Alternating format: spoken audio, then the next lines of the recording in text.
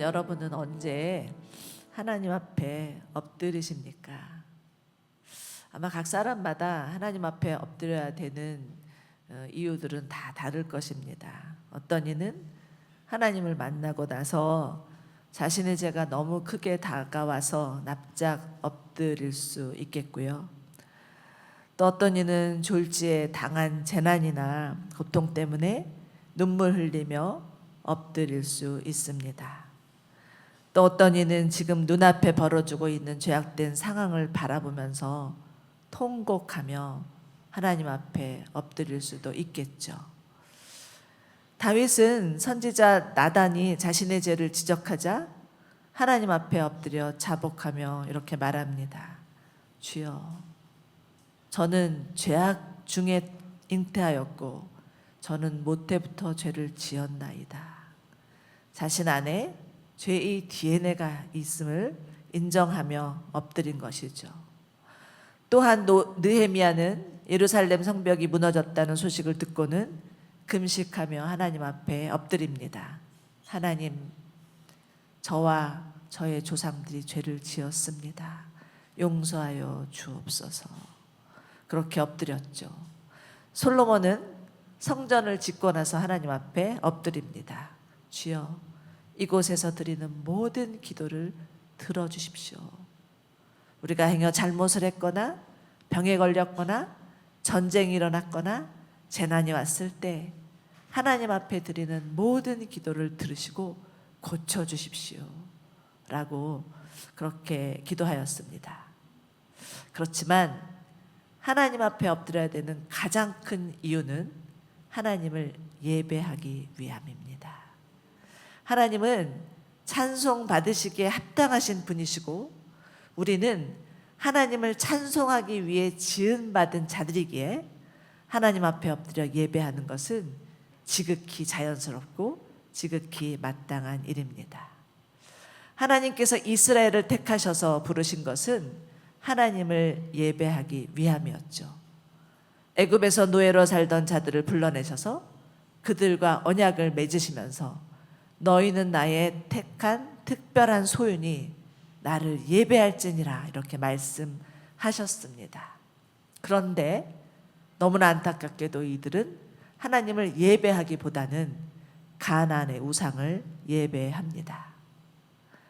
우리 지난 5월에 열왕기상 큐티를 하였지만 그 열왕기상 큐티를 통해서 깨닫는 것은 북이스라엘이 아수르에게 멸망을 당하고 남유다가 바벨론 포로로 끌려가게 된 것은 다른 이유가 아닌 하나님을 온전히 예배하지 못했기 때문이다 라는 것을 보았습니다. 오늘 저희가 함께 읽은 시편 95편은 하나님을 예배하기 위한 신정시에 속하긴 하는데 그렇다고 해서 그리 밝은 분위기는 아니라는 것을 알 수 있습니다. 시편의 저자는 오라 하나님께 나와 즐거이 예배하자라고 하면서 간절히 호소하고 있죠. 이렇게 초장부터 간절히 호소하는 이유는 그만큼 그들이 하나님을 예배하는 예배를 잃었기 때문이다라는 것을 볼 수가 있습니다. 그런데 여러분, 오늘날도 별반 그 당시의 이스라엘과 다르지 않죠? 오늘날이야말로 예배를 잃어버린 시대가 되었다라고 말할 수 있겠습니다. 한때 한국 교회는 정말 복음이 전해지는 곳마다 교회가 세워지고 남녀노소 할 것 없이 어린이로부터 어른에 이르기까지 하나님을 예배하기 위해서 몰려들었고 부흥회, 말씀 사경회, 철야기도, 새벽기도 하나님을 예배하기 위한 사람들로 운전성시를 이루었던 때가 있었습니다. 저도 제가 30대 때 저희 온누리교회 경배와 찬양이 있었는데요. 목요일 날 했거든요. 저녁에. 그러면 세상에 어디서 왔는지 중학생 애들이에요. 그래봤자 중학교 1, 2학년, 고등학생 이런 애들이 달려오면서 하나님 앞에 와서 예배하겠다고 정말 예배당을 가득 채우면서 손을 들고 눈물을 흘리고 기뻐하고 찬양하는 그러한 때가 있었습니다. 그런데 지금은 어떻게 되었습니까? 주일학교는 줄어들고 있고요. 청년들은 하나님을 떠나고 있고요. 대학 캠퍼스의 복음화율은 3% 미만이다라고 하니 우리가 조금 전에 읽은 시편 95편의 상황과도 흡사하다라는 생각을 하게 됩니다. 우리는 지금 이 시점에서 정말 예배를 잃은 이 시대 가운데 예배가 다시 회복되도록 예배에 대한 각성이 일어나야 함을 절감하지 않을 수 없다라는 것입니다. 이번 마리아 행전 주제에서도 마지막 셋째 날은 예배의 엎드림인데요. 저희가 이제 계속 기도하면서 하나님 앞에 올해 마리아 행전은 어떻게 이끌어 가실까라는 것을 기도하다가 마지막 날에는 우리의 예배가 좀 회복되었으면 좋겠다. 말로만 예배는 이렇습니다 저렇습니다 하는 게 아니라 실제로 저희가 그 현장에서 하나님께 예배하는 기쁨이 얼마나 큰지를 경험하였으면 좋겠다라는 생각을 가지고 준비를 하고 있습니다. 그래서 바라기는 정말 마리아 행전 셋째 날은 오시는 모든 분들이 한 사람도 빠짐없이 그 예배를 통해서 하나님 만나고 하나님의 임재가 얼마나 강력한지를 경험하고 그로 인한 참 기쁨과 만족으로 가득한 그런 예배가 되기를 소망합니다. 그러니 어떻게 돼요? 적어도 마지막 날은 빠지면 안 됩니다. 아무리 양재가 멀어요. 그렇지만 그럼에도 불구하고 그냥 남양주에서 하니까 이때만 와야지라고 생각하지 마시고요. 마지막 날 정말 하나님을 예배하겠다라는 마음으로 달려오시면 좋을 것 같습니다. 자, 오늘 말씀을 통해서 우선은 예배가 무엇인가, 예배의 본질에 대해서 좀 살펴볼 텐데요. 예배는 call to worship이라고 하죠. 하나님의 부르심에 대한 응답입니다. 하나님의 초대에 대한 적극적인 반응이라고도 할 수가 있겠죠. 1절 한번 같이 읽겠습니다. 시작. 와서 우리가 여호와께 기뻐 1절 자막 띄워주시고요. 시작. 와서 우리가 여호와께 기뻐 노래 부르자. 우리 구원의 바위에게 큰 소리로 기뻐 외치자. 자, 그런데 여기서 와서라는 단어가 초장에 나오고 있는데 와서라는 동서는 히브리어로는 레쿠라고 하는데요. 하나님 앞에 서둘러 나아가자라는 뜻입니다. 자신의 시간과 어떤 사회적인 활동과 어떤 여건을 다 뒤로 하고 하나님을 예배하는 것에 우선순위를 두자라는 말씀이죠. 그런데 하나님 앞에 이처럼 서둘러 달려가기 위해서는요, 무엇이 필요할까요? 하나님께 서둘러 달려가기 위해서는 무엇보다 하나님을 사랑하는 마음, 하나님을 향한 갈급함이 필요합니다. 사랑하지 않으면, 갈급한 마음이 없으면 서둘러 달려갈 수가 없는 거예요. 저희 큰아들이 고등학교 다닐 때였는데 어느 날은 갑자기 일찍 일어나서 서둘러서 교회를 가는 거예요. 평상시에는 겨우 깨워서 예배 데리고 가느라고 아침마다 전쟁이었는데 갑자기 일찍 일어나서 드디어 내 기도가 응답되었구나 이렇게 생각했는데 그게 아니라요. 자기 반에 꼭 마음에 드는 여학생이 생긴 거예요. 그러더니 제가 깨우지 않아도 아침 일찍 일어나서 샤워하고 향수 뿌리고 옷 차려입고 고등학생 때인데 서둘러서 교회를 달려가는 것입니다. 여러분 이처럼 사모하는 마음이 생기면 누가 시키지 않아도 다 하게 되어 있습니다. 그러나 억지로라면 작심삼일이라고 오래 갈 수 없고 자꾸 늦을 수밖에 없고 자꾸 빠질 수밖에 없겠죠. 자, 여러분은 오늘 어떤 마음으로 이 예배의 자리에 나오셨습니까? 다윗은 자신의 원숭이 있었어요.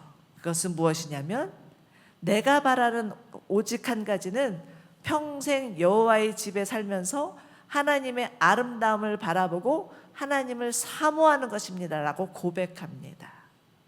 그런데 거기에 반해서 이스라엘 백성들은 날이 갈수록 그들의 예배가 퇴색되는 거예요. 날이 갈수록 형식적이고 종교적인 예배의 겉모습만 남았을 뿐이지 진정으로 하나님을 예배하지 않았습니다. 그들의 마음에 하나님을 사모하는 대신 다른 우상을 사모하고 있었기 때문이죠. 그런데 하나님은 하나님을 사모하는 마음을 잃어버린 백성들을 향해서 뭐라고 하냐면 너희는 간음한 자다 이렇게 말씀하시면서 심지어 이사야서 1장에서는 하나님의 본심, 하나님의 마음을 드러내시는데 이렇게 말씀하시는 것입니다. 자막 띄워주시고요. 그 많은 재물을 무엇하려고 내게로 가져오느냐. 나는 수장의 재물도 살찐 짐승의 기름도 지겹다. 나는 황소와 어린 양과 염소의 피도 기쁘지 않다. 너희가 내 얼굴을 보려고 나올 때 누가 너희에게 이것을 달라고 요구하더냐. 너희는 오로지 내 뜰만 밟을 뿐이다. 이렇게 말씀하셨습니다. 여러분, 하나님을 향한 사모함과 갈급함으로 나오지 않으면 하나님은 임재하시지 않고요. 하나님의 임재가 없다는 것은 죽은 예배라는 뜻입니다. 그러므로 우리는 다시금 하나님을 향한 사랑의 마음이 회복되어야 합니다. 자, 그렇다면 하나님을 향한 사랑의 마음이 회복되는 것은 어떻게 하는 게 회복되는 것일까요? 누구나 다 원하잖아요. 하나님을 향한 사랑, 그 사랑을 원치 않는 사람이 어디 있겠습니까? 그런데 구체적으로는 어떻게 해야 되는 거지? 막연할 수가 있다라는 거예요. 그런데 오늘 말씀에서는 뭐라고 하냐면 우리 구원의 바위에게 큰 소리로 기뻐 외치라라고 말씀하고 있죠. 이것은 즉 우리를 처음 만나 주신 그 구원의 감격, 주님과의 첫사랑, 그 사랑을 떠올리고 그 사랑을 마음에 다시 두며 그 사랑을 회복하라라는 말씀이라 생각됩니다.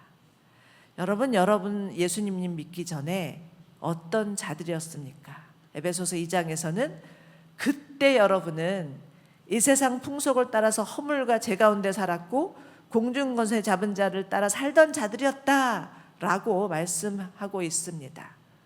그런데 이제 하나님께서 우리를 구원해 주시고 하나님 자녀 삼아 주시고 복 주시고 은혜 주시니까 어느새 교만해져서 우리가 얼마나 비참한 존재였는지를 자꾸 잊어버리는 거죠. 이제는 더 이상 예수 믿는다는 이유 때문에 고난받을 것도 없고 마음만 먹으면 얼마든지 언제든지 예배할 수 있고 오늘 설교 본문을 쫙 읽어보니까 목사님이 어떻게 설교할지 빤하고 자기가 생각한 대로 목사님 말씀하시고 아무런 감동도 아무런 흥분도 아무런 기대도 하지 않고 있는 모습이 우리의 모습일 수 있다라는 것입니다. 그렇지만 예배는 우리 육신의 만족이나 감정의 기쁨을 위해서 드리는 것이 아닙니다.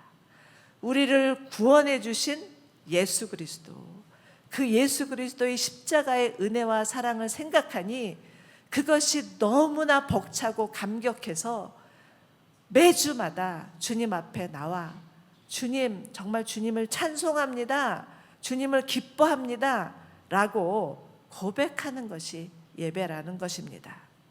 다시 1절을 보시면 우리 구원의 바위에 큰 소리로 기뻐 외치라라고 말하는데 저는 사실 바위라고 하니까 조금 다가오지 않는 것 같아요. 구세대라서 개역개정을 보면 우리 구원의 반석으로 인해서 기뻐 외치자라고 말하고 있는데 여러분, 예수님은 영원히 변치 않은 반석과 같은 바위와 같은 우리에게 정말 가장 좋은 것을 주시고 영원한 생명을 주시는 그 하나님이시기에 우리는 즐거이 외치고 노래 부르는 것이 마땅하다라는 것입니다.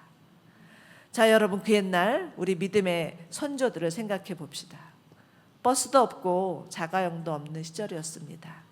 들어보니까 예전에 시골에 사시던 분은요, 한 번의 예배를 드리기 위하여서 산등성을 넘어서, 이른 새벽부터 교회 가려니까 걸어서 정말 한두 시간씩 걸어가야 되니까 때로는 그 깊은 산골에서 진짜 무슨 호랑이가 나올까 봐 무서운 마음도 들고, 그렇지만 정말 하나님 앞에 예배하기 위하여서 산등성을 넘어서 교회로 갔었노라고 그렇게 말씀하시는 분들 있었습니다.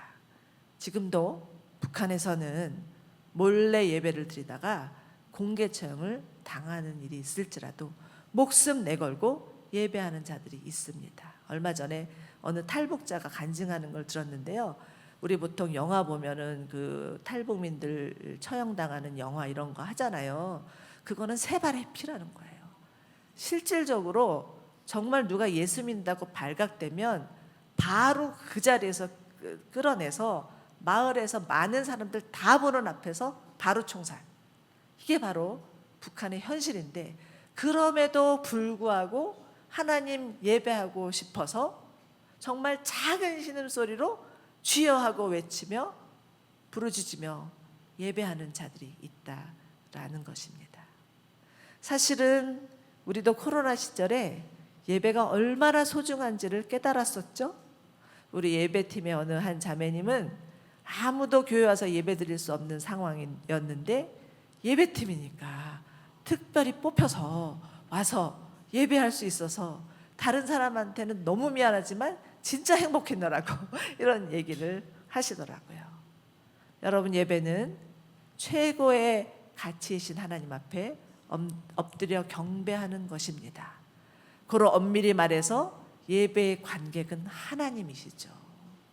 우리가 가진 재능, 은사, 모든 것을 다 발휘하여서 전심으로 하나님께 보여드리는 게 예배지, 우리가 이렇게 앉아가지고 오늘은 무슨 좋은 말씀을 하시려나, 오늘 찬양은 괜찮을래나, 은혜 받을래나 이렇게 생각하는 게 아니라는 거예요. 그래서 어떤 분은 어느 그 예배 세미나 때 목사님은 자리가 바뀌어야 된다. 하나님 여기 앉아 계시고 우리가 다 올라와서 하나님을 찬송하고 기뻐해야 한다. 그게 맞다. 이렇게 얘기하시는 분을 얘기를 들으면서 정말 공감이 갔었습니다.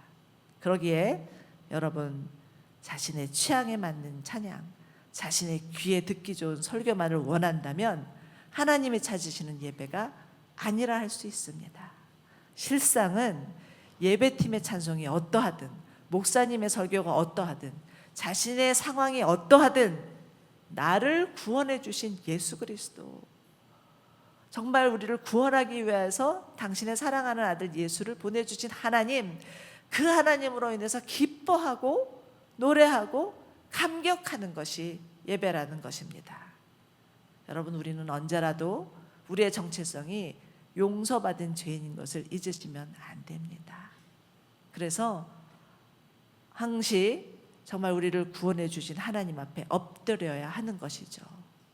요한계시록을 보면 에베소 교회를 향해서 하나님이 이렇게 말씀하시는데, 내가 내게 책망할 것이 있으니 너희는 첫사랑을 버린 것이다. 어디서부터 잘못되었는지를 생각해보고 처음 행했던 일을 행하라. 그렇지 않으면 그 촛대를 그 자리에서 옮길 것이다. 이렇게 말씀하셨습니다. 만약에 여러분의 예배가, 나의 예배가 아무런 감흥도 없고 너무 루틴하고 하나님 앞에 서둘러 달려가는 것이 버겁게만 느껴진다면 내가 도대체 무엇이 잘못되었나, 이것을 생각해 보아야 한다라고 생각됩니다. 저도 때로는 늘 드리는 예배가 때로는 너무 루틴할 수 있고 익숙해져서 기대하지 않고 있을 때가 많은데, 정말 저부터 회개합니다. 정말 하나님께서 우리를 구원해 주신 그 구원의 사랑이 얼마나 큰지를 알면 그렇게 예배할 수 없다라는 생각을 하게 됩니다. 바라기는 정말 주님과의 첫사랑을 다시 회복하여서 하나님을 기대함으로 달려가시는 저와 여러분들 되시기를 축원합니다. 또한 예배는 공동체와 함께 하나님 앞에 나아가 감사함으로 드려져야 합니다. 오늘 시편에서는 우리라는 단어가 7번이나 나오고 있고요. 2절에서는 감사함으로 하나님 앞에 나와 즐거이 소리 높여 찬양하라 라고 말씀하십니다. 예배에 있어서 감사는 필수 요소입니다. 감사가 없는 예배는 예배를 할 수가 없겠죠. 그런데 하나님 앞에 감사한다는 것은요, 막연한 것이 아니에요. 구체적이고 실제적인 것이죠. 3절과 5절 함께 읽어보시겠습니다. 시작. 여호와는 위대하신 하나님이시며 모든 신들 위에 뛰어나신 왕이시다. 땅의 깊음이 그 손 안에 있고 산의 힘도 그분의 것이다. 바다도 그분이 만드셨으니 그분의 것이며 육지도 그분 손에서 지으신 것이다. 아멘. 우리가 하나님 앞에 감사해야 되는 이유는 온 우주 만물을 창조하신 위대하신 하나님, 그 하나님이 나의 하나님, 우리의 하나님이시기 때문입니다. 우리가 잘 알다시피 하나님께서 이 세상을 만드심은 우리를 위함이셨습니다. 창세기 1장을 보면 하나님께서 온 세상을 만들어 놓고 보기에 좋았더라고 하시면서 우리가 정말 잘 살 수 있는 최적의 환경, 최적의 조건을 마련해 주시면서 스스로 흡족해 하셨던 것이 창세기 1장에 나오고 있습니다. 시편 8편을 보면 시편 기자는 이 하나님의 마음을 잘 알았던 것 같아요. 그래서 그는 이렇게 고백합니다.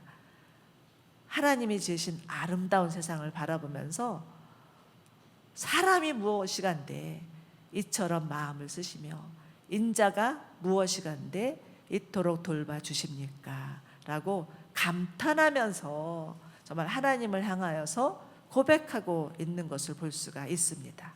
저도 얼마 전에 어느 권사님 댁에 신방을 하였는데 마당에 핀 꽃들이 너무나 아름다운 거예요.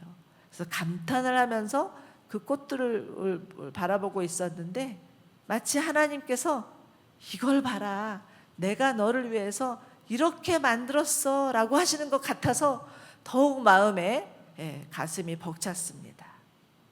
그런데 지금 세상은 어떻습니까?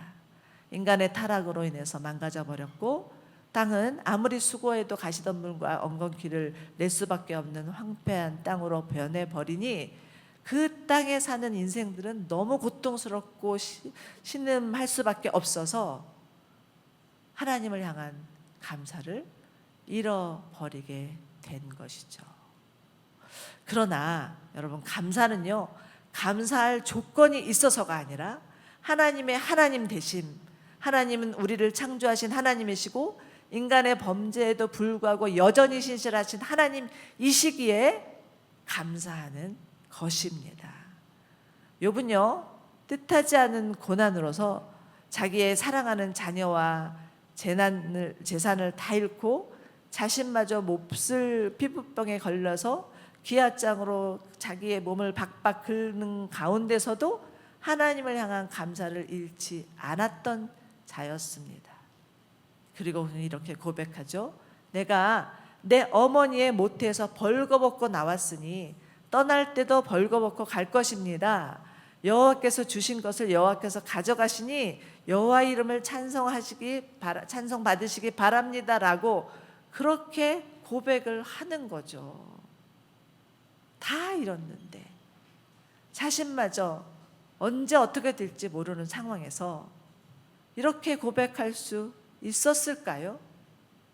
이렇게 고백할 수 있었던 것은 그가 하나님의 주권과 하나님의 다스리심과 하나님의 선하심과 하나님의 신실하심을 믿었기 때문이죠. 자신이 지금 처한 상황 때문에 그것 때문에 낙심하는 것이 아니라 그럼에도 불구하고 하나님은 선하십니다 라는 믿음이 있었기 때문에 그렇게 고백할 수 있었던 것이죠. 또한 역대기 29장을 보면 다윗이 이런 감사 기도를 드립니다. 잘 들어보세요. 제가 읽어드리겠습니다. 우리 조상 이스라엘의 하나님 여호와여, 주께 찬양을 드립니다. 주는 영원토록 찬양 받으시기 합당하십니다. 위대하심과 능력과 영광과 승리와 위엄이 다 주의 것입니다. 하늘과 땅에 있는 모든 것이 다 주의 것입니다. 나라도 주의 것입니다. 주는 높으셔서 모든 것을 다스리시며 세상 모든 것의 머리이십니다. 라고 이렇게 감사 기도를 드리고 있습니다. 여러분, 다윗은 어떤 인생을 살았습니까? 하나님께서 왕으로 기름 부어 주셨다고 해놓고 그때부터 시작된 그의 고난은 이루 말할 수 없었습니다. 정말 살얼음을 걷는 것 같은 수십 년의 시간이 있었죠. 그러나 그럼에도 불구하고 욥과 마찬가지로 하나님의 주권과 하나님의 선하심과 하나님의 신실하심을 믿었기에 이러한 감사 기도를 드릴 수 있었다라는 것이죠. 여러분, 감사 중에 감사는 내가 원하는 것, 바라는 것이 이루어져서가 아니라 하나님 대신 그 하나님이 나의 하나님, 정말 하나님의 위대하심, 하나님의 전능하심, 하나님의 선하심, 하나님의 신실하심을 바라보며 감사하는 것이 우리가 하나님 앞에 드릴 수 있는 최고의 감사임을 잊지 마시기 바랍니다. 또 하나의 감사 이유는요, 하나님은 인격적인 분이시기 때문입니다. 6절을 보시면 다시 시편 기자가 이스라엘 향해서 예배로 초청하고 있죠. 와서 우리가 엎드려 절하자, 우리를 지으신 여호와 앞에 무릎을 꿇자 라고 그렇게 다시 한번 예배로 초청하면서 연이어서 이렇게 얘기하는데, 그분은 우리 하나님이시고 우리는 그분 목장의 백성들이요 그분 손에 달린 양들이다. 너희는 그분의 음성을 들으라. 이렇게 연이어서 말하고 있습니다. 여러분, 하나님은 우리의 목자이십니다. 그런데 예수님은 자신을 누구라고 얘기하냐면 나는 선한 목자다. 이렇게 얘기를 하면서 나는 내 양의 음성을 듣는다. 나는 내 양을 위해서 목숨을 버린다. 이렇게까지 자신이 어떤 존재인지 어떤 일을 해야 될 것인지에 대해서 분명히 말씀하고 있습니다. 여러분, 하나님은 절대로 폭력적이거나 독단적이거나 무관심한 분이 아니십니다. 언제나 우리의 형편과 처지를 잘 아시고 우리의 마음을 공감해 주시고 자신의 생명까지 내어놓으신 사랑의 하나님이십니다. 그런데 이런 하나님이 나의 하나님, 우리의 하나님, 여러분의 하나님이시라는 게 얼마나 감사하고 안심되고 행복한 일이겠습니까? 여러분, 세상에는요 의외로 사랑받지 못하고 공감받지 못하고 용납되지 않아서 불행한 삶을 살아가는 자들이 너무나도 많습니다. 단 한 번의 따뜻한 손길 말 한마디도 들어보지 못한 채 자란 사람들도 너무나 많습니다. 또한 하나님이 아닌 다른 종교를 믿는 사람들은요, 그들의 신이 요구하는 그 모든 조건을 다 맞춰주느라고 자신의 삶을 고행으로 수행으로 정말 되도 않는 일을 해내느라고 얼마나 애를 쓰고 사는 자들이 많이 있는지 모릅니다. 이 또한 너무나 불행한 일입니다. 그렇지만 하나님은 어떤 분이십니까? 우리에게 안식 주기 원하시고 하나님이 예비하신 풍성한 복 주시기를 원하시는 인격적인 하나님, 우리를 함부로 대하지 아니하시고 기다려주시고 우리와 소통하기를 원하시고 우리의 마음을 이해하시고 공감하시는 하나님, 그 하나님이시기에 우리는 마땅히 하나님 앞에 깊은 감사를 드려야 하는 것입니다. 지난 4월에 우리 관계기술 훈련하면서 제가 숙제 내드렸던 거 기억하십니까? 앞으로 3개월간 날마다 매일 5가지 감사 리스트를 적어보시고 함께 나눠보세요 라고 했는데 다 까먹으셨죠? 원래 숙제는 잊어버리라고 있는 법이니까 저는 당연히 이해합니다. 그런데 어저께 저희 예배팀 모임을 했었는데요, 그 우리 유현 집사님이 그걸 기억하시고 본인 큐티 나눔방에서 지금까지 계속 그 나눔방 식구들하고 감사 리스트를 올리고 있다는 거예요. 그러니까 이분의 감사, 저분의 감사를 들으면서 감사가 점점 커져서 하나님 이런 분이시구나 하면서 하나님과의 그런 깊은 관계를 누리고 있다라는 얘기를 하셔서 제가 얼마나 감동이 되었는지 모릅니다. 여러분, 감사는 나눌수록 배가 되고요, 우리의 영혼을 살찌게 하고요, 다른 사람에게도 흘러갈 수 있습니다. 감사야말로 하나님께 드리는 최고의 예배임을 기억하시면서 날마다 매일의 감사 다시 시작할 수 있는 여러분들 되시기를 바랍니다.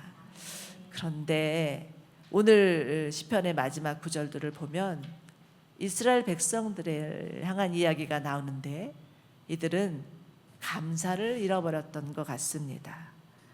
노예로 살던 자들이 출애굽하게 해주셔서 구원해 주셨는데 새카맣게 잊어버리고 광야에서 물이 없고 배고프니까 모세를 원망하고 하나님을 원망하는 거죠.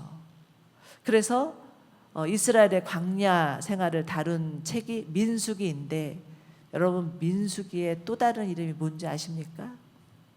이스라엘 불평기. 그냥 정말 40년 동안 내내 물이 없다, 하나님 원망하고 모세에게 대들고 먹을 것이 주었는데 이건 마음에 안 든다, 부추와 파 내놔라 이러면서 계속해서 원망하였던 이스라엘 불평기가 민수기입니다. 시편 저자는 이스라엘 백성들이 광야에서 저질렀던 일을 떠올리면서 마지막 다음 구절 말하고 있는데요, 8절과 9절입니다. 함께 읽으시겠습니다. 시작. 무리바에서처럼 마사에서처럼 시험당했을 때 완고한 마음을 품지 마라. 그때 너희 조상이 내게 행한 이 일을 보았으면서도 나를 시험하고 또 시험하지 않았으니 내가 40년 동안 그 세대를 노여하며 말했다. 그들은 마음이 비뚤어진 백성들이어서 내 길을 모른다. 그래서 내가 진노하며 그들을 결코 내 안식에 들어오지 못하게 하리라 맹세했던 것이다. 여러분, 대부분의 시편은요, 처음에는 자신의 처지를 한탄하고 원망하다가 탄식하다가 마지막에는 하나님을 찬송하는 찬송으로 끝나는 것이 일반입니다. 그런데 오늘 시편 95편은 그렇지 않아요. 이스라엘을 향한 하나님의 탄식으로 끝나고 있죠. 해피엔딩이 아닌 새드 엔딩이라고도 할 수 있는데, 우리가 영화를 보다 보면 해피엔딩보다 새드 엔딩이 더 마음에 남는 것이 많은 거 경험해 보셔서 아실 것입니다. 오늘 말씀은 오히려 우리로 하여금 더 우리의 마음을 숙연하게 한다고 생각합니다. 하나님께서 예배하기 위하여서 부르신 이스라엘인데 하나님 예배하지 못하고 불평하고 원망하다가 믿음을 실종해버리고 광야에서 보름이면 갈 길을 40년을 뺑뺑 돌다가 하나님으로부터 어떤 소리를 듣습니까? 너희는 마음이 완악한 자야, 이런 말을 듣게 되었으니 얼마나 통탄한 일이겠습니까? 지금 하나님은 무리바에서의 사건, 마사라고도 하죠. 그 사건을 떠올리면서 너희가 나를 시험하였다 이렇게 말씀하고 있는데, 성경에서 무리바라는 지명은 2번 나옵니다. 출애굽기 17장하고 민수기 20장인데요. 2번 다 마실 물이 없어서 하나님을 원망하였던 장소였죠. 광야에서 물이 없다는 것은 당연히 거의 죽을 수 있다라는 그런 상황입니다. 그러기에 이들이 정말 죽을 것 같은 위기 상황에서 원망하고 또 불평하는 게 이해가 가기도 하지만, 그렇지만 어쨌거나 이들은 누구입니까? 애굽의 열장에서 하나님이 그들을 건지신 것을 목도하였고요, 경험하였고요, 또 정말 홍해를 건너면서 또 뒤쫓아오는 애굽의 군대를 수장시키신 그 전능하신 하나님, 구원의 하나님을 보았음에도 불구하고 어쩌면 그렇게 빨리 까먹는지, 그건 다 새까맣게 잊어버리고 지금 당장 눈앞에 보이는 마실 물이 없어서 하나님을 원망하고 있었다라는 것인데, 이것을 향해서 하나님이 너희가 나를 시험하였노라 이렇게 말씀하고 있는 것입니다. 그런데 무리바라는 뜻은요, 다툼, 싸움이라는 뜻이고요. 마사라는 단어는 시험이라는 뜻입니다. 하나님이 정말 이스라엘 백성이 물이 없어서 불평하는데 이것을 너희가 나와 다투고 있다, 너희가 나를 시험하고 있다라고 말씀하시는 거예요. 자, 그렇다면 우리는 어떻게 적용해 보아야 할까요?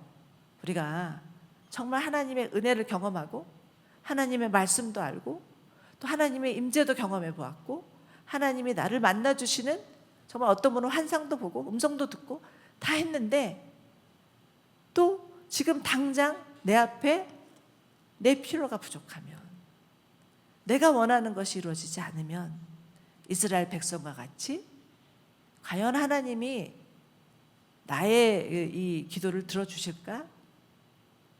내가 필요한 것들을 아시기는 하는 건가?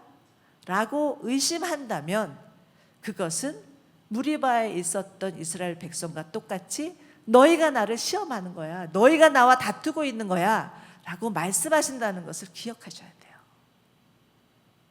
우리는 하나님을 시험하거나 하나님과 다투기 위해서 살아가는 존재가 아닙니다. 하나님의 선하심, 하나님의 주권, 우리와 함께 하시는 목자이신 하나님, 그 하나님을 바라보면서 하나님만이 우리의 왕이시고 목자이시고 주인이십니다라고 고백하며 엎드려 예배하는 것, 그 예배가 우리의 정체성이요, 우리의 본질이요, 우리의 모든 것이 되어야 하는데 우리 지금 당장 눈에 보이는 것이 되어지지 않는다고 해서 하나님을 의심한다면 그것은 하나님을 향한 대항이요, 시험이요, 다툼이라는 것을 기억하면서 하나님, 정말 하나님의 왕되심을 인정하고 하나님은 선하신 목자인 것을 믿고 어떤 상황에서도 하나님의 선하심과 신실하심을 바라보며 예배하겠습니다 라고 결단하는 저와 여러분이 되시기를 바랍니다. 하나님은 예배하는 자를 찾으시고요, 하나님은 예배하는 자를 바라보면서 기뻐하시고 그 예배하는 자를 통하여서 하나님의 임재, 하나님의 영광, 하나님의 말씀, 하나님의 위로, 하나님의 치유를 주신다고 믿으시기 바랍니다.